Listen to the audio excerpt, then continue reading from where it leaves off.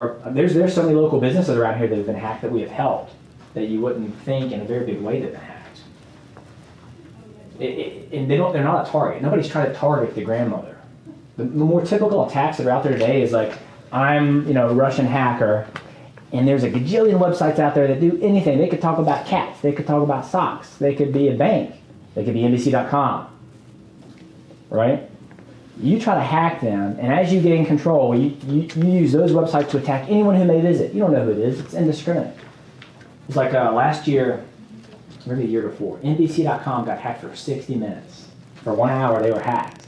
Anyone who visited NBC.com, if they didn't have updated Java, they didn't have updated Flash, and/or you would get a thing on your computer that said, you've been infected with malware, click here and we'll help you. From NBC.com, what? So anyhow, but that's okay. That's just the world we live in. It's like you're going to be stung by a bee. It's okay. You can be pragmatic about this and get it done. So what out there, to understand what out there can hurt you, think about these things. Here's some things out there that can cause you problems. First, life causes you problems. Hard drives fail, hardware dies, lightning strikes, floods happen, a pipe will burst. That's going to happen. So that's one thing to think about digital security.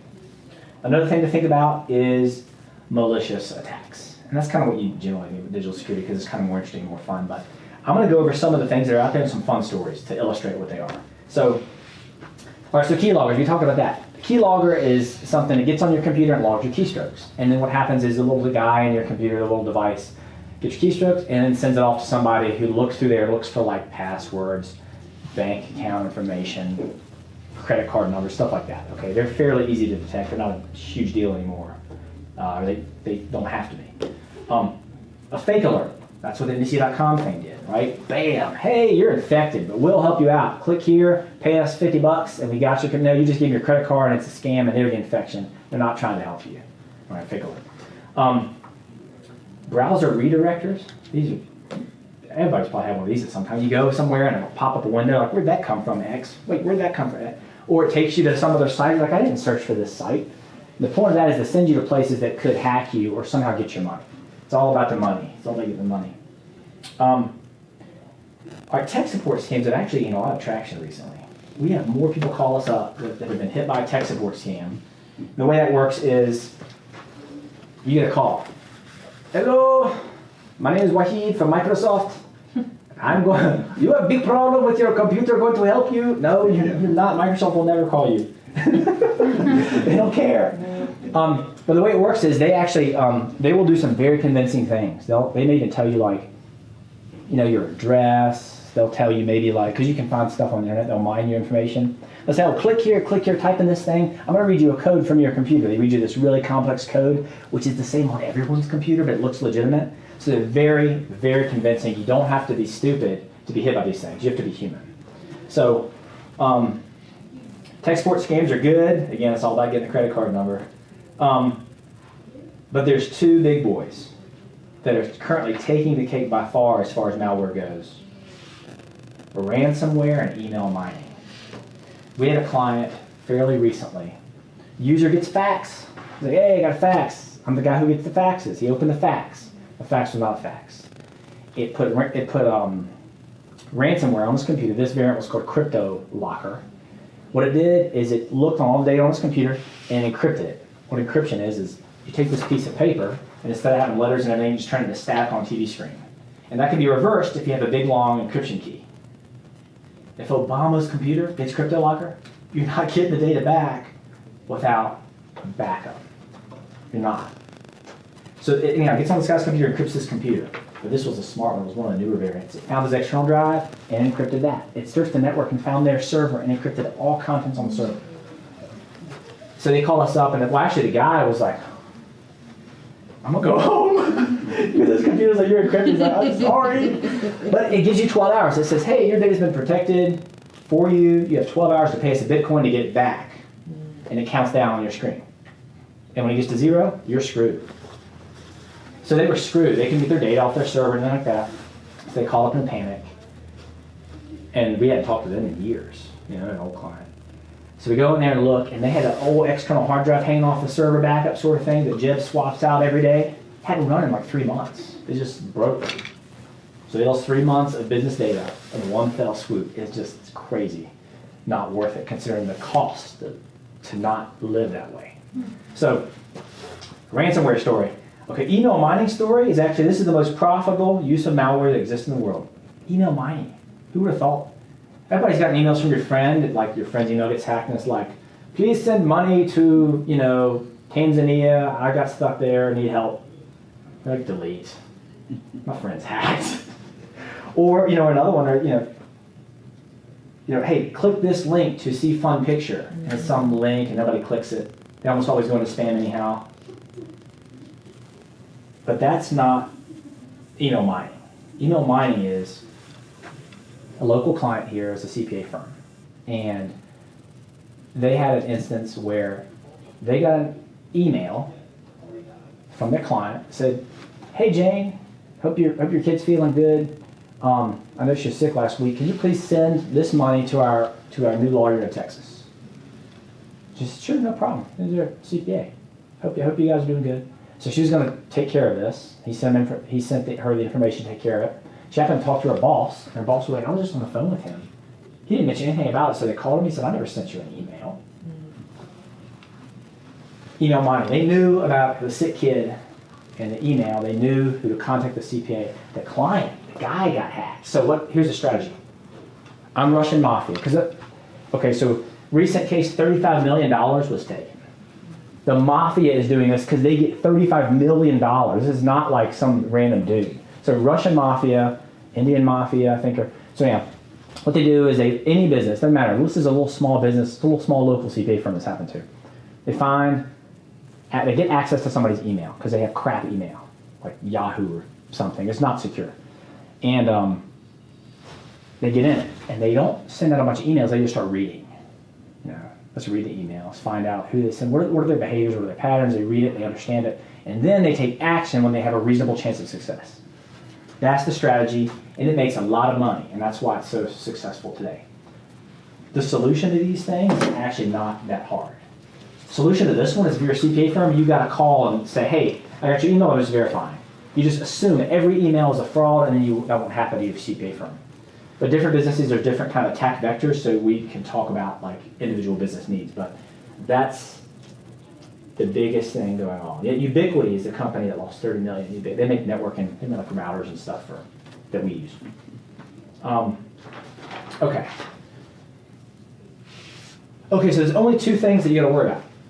Two things that are vulnerable, and that's your data and your business process and your business productivity. So any disaster with lightning or something, if you lose all your data or all your clients' data, whether it's stolen or it's lost, there's legal ramifications or angry clients or whatever. But if you lose productivity time, like you cannot run your business. Like the server is down. Our phones don't freaking work. Then that is a whole separate issue. So those are the two things that you think about when you think about your business. Okay, if this happens, do I care or not?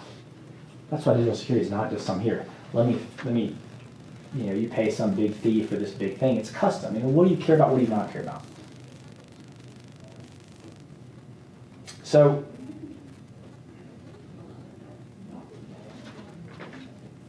how to be safe. Here's two really important things. Last year, I went to like this national conference with Logic Now. They're like a global managed service provider. And they take lots of statistics from all over the world, from all their clients.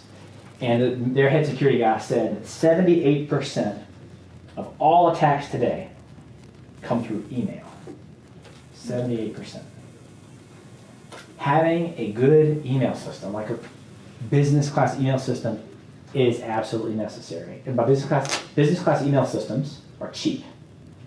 And business class email system uses two-factor authentication, which means I go to log on my email on a new computer somewhere. I bought a brand new one. I log into it. It says, great, I'm going to send you a code to your text to the phone on file. It sends me a text message, and now I log in. I can call Russia, the Russian Mafia, and be like, what's up, Igor?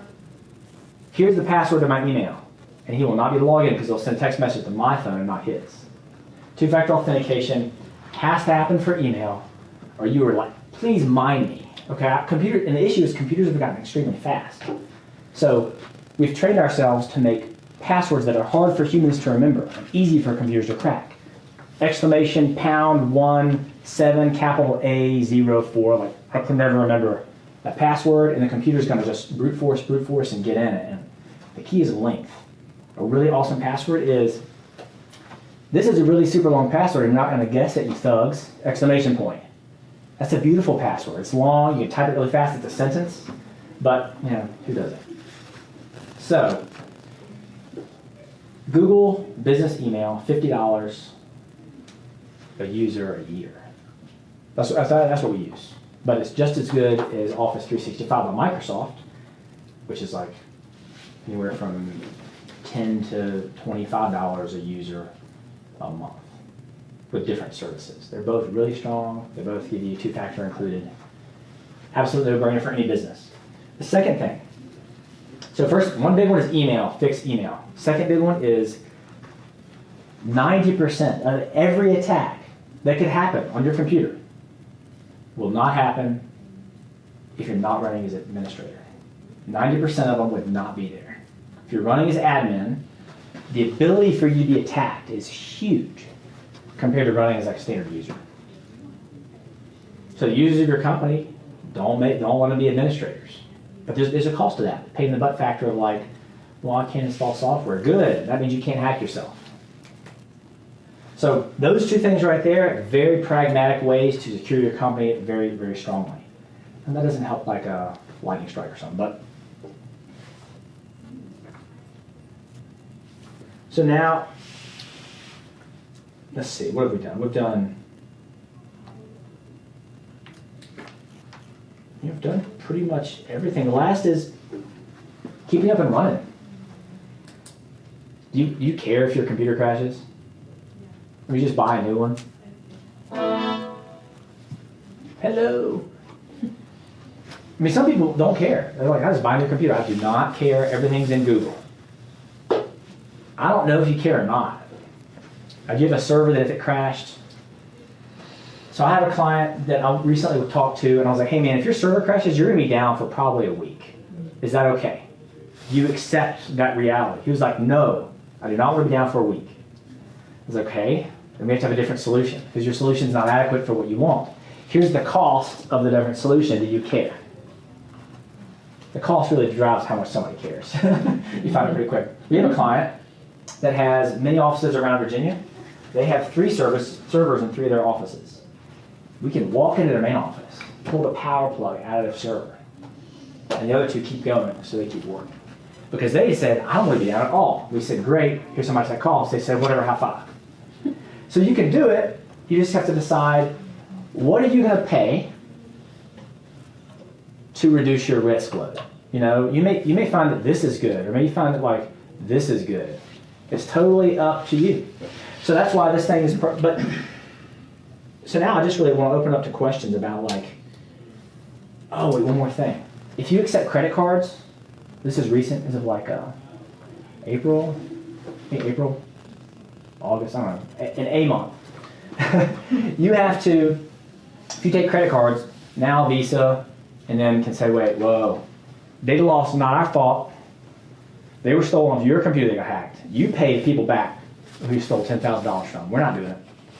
And if you're PCI compliant, meaning you follow the government standards of, here's the logs of my antivirus scans, here's the logs of my updates, all this kind of stuff, you produce that, they're like, crap.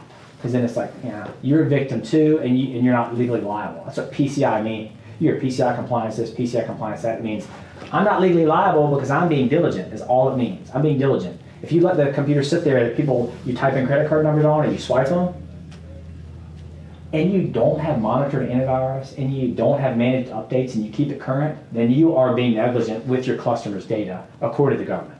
So yeah, you're being negligent, so you're going to pay. Because you can have managed antivirus on that. You can have, that's what we do, right? We manage these things for people to remove the headache.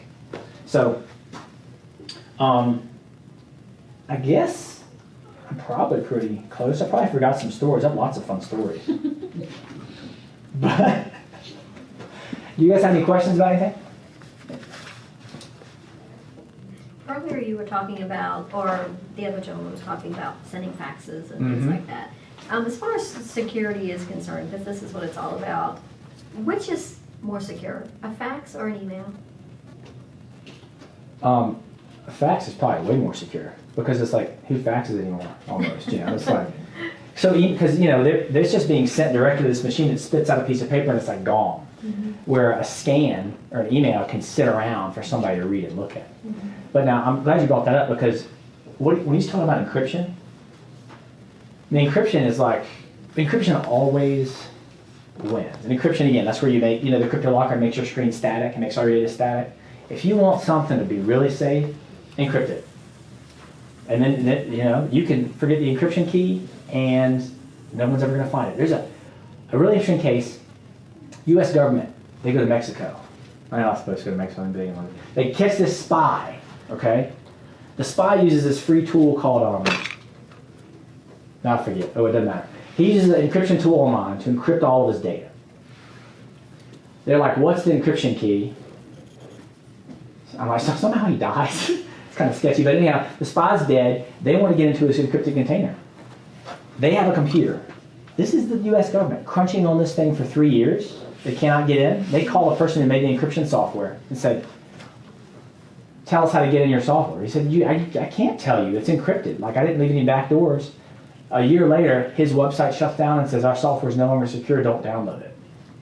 They still, this date, as far as has been, as we know, they haven't been able to get into this guy's encrypted container, the U.S. government. Encryption wins. So whenever you send something encrypted, if you scan it encrypted, like he said, you send it and you call somebody, type in the password, who cares if they're minding your email? They have nothing to get unless they know that code. So hopefully you guys can now go back, look at what you have, and decide whether or not you care. Decide whether you're willing to be down for a week. You're willing to lose your data. You know, that external hard drive hanging off the server is not okay. It's sketchy. They die. They get struck by lightning, power surge. Thanks, Joe.